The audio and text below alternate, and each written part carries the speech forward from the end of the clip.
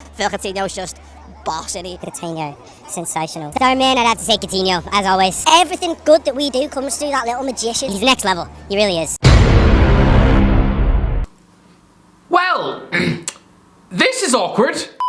Hello, welcome to HITC Sport. Right, lads, how did it get to this? Do you remember Philippe Coutinho at Liverpool? You know, he's a fan's favourite. He was never involved in tabloid scandals. You never caught him falling out of nightclubs at 3 AM in the morning. Nobody ever found him licking toilet seats or stealing from old ladies on the bus. No, this guy was a paparazzo's nightmare. He was just your typical example of a low-key South American superstar who just concentrated on their own sport. Like Sergio Aguero, the guy clearly had a boring social life. For years, he was never a bother to the manager. And on the pitch, listen, don't forget, he arrived at Anfield as a 21-year-old child with the muscle strength of a cardboard box. Honestly, he looked like a human cheese sandwich. Don't get me wrong, this was a brave transfer at the time. We've seen what happened to the likes of Suso, Luis Alberto and Diego Aspas at Anfield. I don't care how much skill you have. If you look like a prepubescent altar boy, you're probably going to end up coughing up chunks of your own broken ribs on a Tuesday night at Stoke. But to be fair, this guy was utterly sensational at Anfield. And had he just said no to the lure of Barcelona, then this guy would be an utter club legend. Held in the same breath as Xabi Alonso, maybe even more. Imagine if he was still there now, arriving at the club when they were 7th in the damn league, and leaving as a Premier League and European champion with over 350 appearances by now. Alongside Mo Salah, he'd be the face of Anfield right now, during one of the best periods in the club's history. And yet, here is a perfect example of a man who's done his level best to utterly chew through a potential legacy. The guy could have had a statue put up outside the ground. Now though, he's gone the Michael Owen route.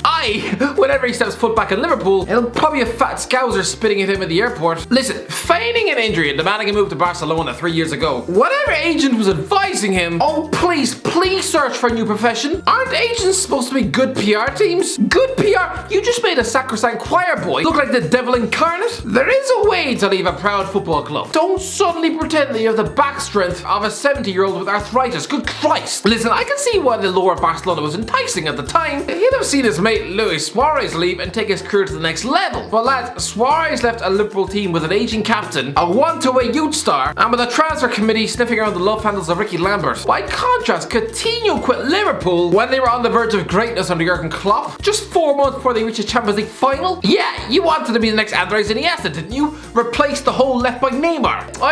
How did that one work out for you, Pip? But now, if you actually do this, if you return to the Premier League with Everton, it would be successfully spitting in the face of every Liverpool fan who ever paid your wages. I know, it must be weird for Coutinho. He's only 28 years of age, and he's not one of the party boy Brazilians who went clubbing 5 nights a week and drowned their kidneys in whiskey. None of that. He's, as I said, he's a perfect professional, and yet he's still viewed as being a washed-up lump of fudge. He's being treated by Barcelona as if he's in his mid-30s and on the verge of the Chinese Super League. By the way, you would think Everton would have learned not to keep signing washed-up number 10s. You've already got Gylfi Sigurdsson and James Rodriguez. How many more playmakers do you need to stuff into your team? Coutinho is essentially the Brazilian James, an expensive, ignored waste of time at a huge club in Spain before being loaned out to Bayern Munich and then dumped at Everton's front porch. Oh yeah, is that a career trajectory you want, Philip? Look at James. Do you think he likes being at Everton? No. Every time you see him on the telly, he looks like he's on the verge of tears. And let's not forget, Coutinho has been injured since December. Why would you shove fat, massive wages down his throat? I'm convinced you're only doing this trying to annoy your neighbours across Stanley Park. But Coutinho, imagine him lining out in a blue shirt at the Merseyside derby. It's a bit like divorcing your wife to then wind up in a relationship with her cousin. You know, the one with a face like a foot and who smells like a broken sink?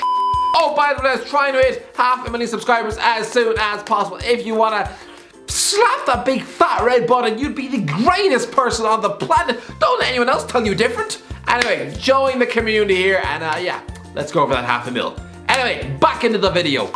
The Michael Owen comparisons are very apt. This is a guy who immediately regretted trading in Liverpool for Spain about 20 minutes after he got off the plane, and who spent the rest of his career desperately trying to return to Merseyside before repeated rejection finally drove him into the arms of Manchester United. And surprise, whereas once he probably targeted overtaking Ian Rush's goal tally at Anfield to get a statue put outside the ground, but now those same fans who once sang his name would probably gladly push him down the stairs into a bowl of broken glass. It's the same with Coutinho. Don't you tell me he doesn't regret moving believe this pain. Good Christ. He stood watching firsthand as his Barcelona teammates crumbled like blocks of expired Weetabix, losing 4-0 at Anfield in a Champions League semi-final. In that moment, Coutinho will have envied his former Liverpool teammates and wished so hard that he just drowned his agent in a bath in the winter of 2017 and just remained in England. But I'm sorry, Coutinho, if you do wind up at Everton, you've only yourself to blame when you inevitably have angry Scousers camped on your porch chucking donuts at your car. So Liverpool fans, tell me what you think. If Coutinho winds up at Goodison Park, will you pity him? Will you hate him? Let me know in the comment section below. Anyway, moving on to the other big transfer story this week. The talk won't go away. Romelu Lukaku to Chelsea, which seems to pop up every 18 months.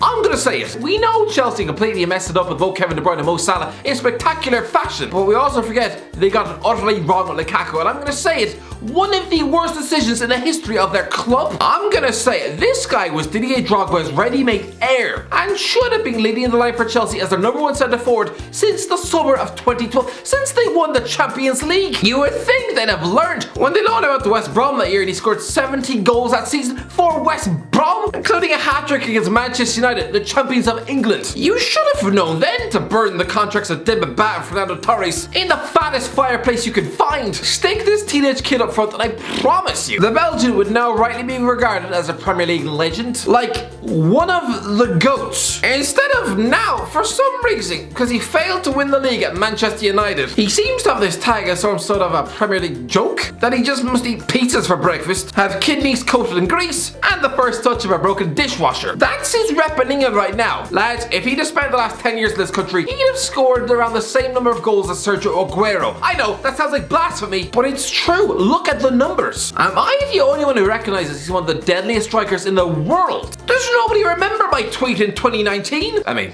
no, nobody remembers tweets. But can we please put some respect on this man's name? He scored 20 plus goals in a season 7 times in his life. He surpassed the 15 goal mark 11 times. He's got 307 career goals, including 61 in just 91 games for Inter Milan. Even at Man United, do you remember what the fans thought about him? He's had his chances, man. Lukaku reminds me of like Danny Welbeck. It's funny, 27 goals in his debut season. When Zlatan Ibrahimovic put up those sort of numbers the season before, you were all getting ready to lick his nose hairs in the shower. The way he gets remembered at Old Trafford is unfair. Do you remember that night in Paris? One of the greatest nights in the last 10 years for that club. Yeah, Marcus Rashford is the face of that night, right? For scoring that late penalty, nerves of steel. Yeah. Do you know what player scored twice for you that night? Christ, well, if Lukaku had taken that penalty, boom, hat-trick in Paris, he'd be rightly seen as a legend, but no. For some reason, you all just despise him. I love Jose Mourinho, and Diego Costa was a roaring success, but Chelsea should have never signed him. Short term, yes, brilliant signing, classic Jose, but they only got 3 good years out of him whilst bidding Lukaku to Everton. Don't you tell me Lukaku couldn't have led the line for you during those title-winning seasons. Good Christ, he was scoring nearly 20 goals for West Brom at age 19. Since he was sold in 2014, Lukaku scored nearly 200 goals. So make no mistake about it, if he spent all of that time at Stamford Bridge instead, he would be the club's record goal scorer. You all love Frank Lampard, right?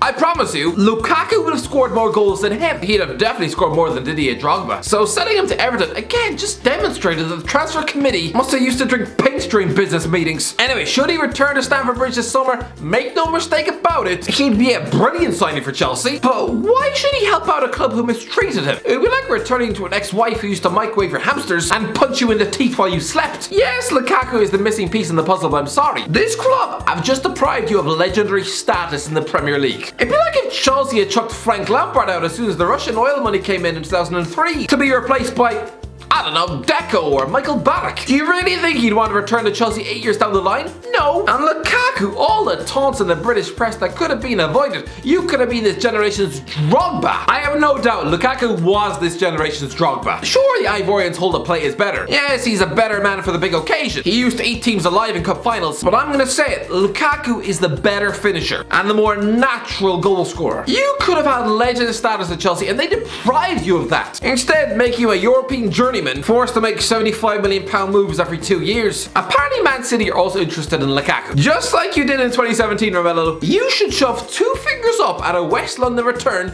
to instead move to Manchester. And again, after being underappreciated at Old Trafford, then doing a Carlos Tevez-like move to the blue half, after United fans be getting ready to bite off chunks of their own ears. Can you imagine seeing him score the winner in the Manchester derby? The only problem is, Pep Guardiola football is all about the first touch. And the only problem with Lukaku is that, yeah, he does slightly have the first touch of a broken fridge. But still, right, if City are offering you fat chunks of cash, then go do it. Go return to the Premier League and prove the people at Chelsea and Manchester United dead wrong. Romelu Lukaku is a world-class superstar centre-forward, one of the best of his generation, and I won't rest until everyone believes it. Anyway, that's it. Let me know what you think. Coutinho to Everton. Is it absolutely correct? Yes, it is. And should Lukaku to Chelsea? No, because they... No, I think I made that clear. If you've enjoyed the video, don't forget to like, share, subscribe, and as always, I'll talk to you in a while.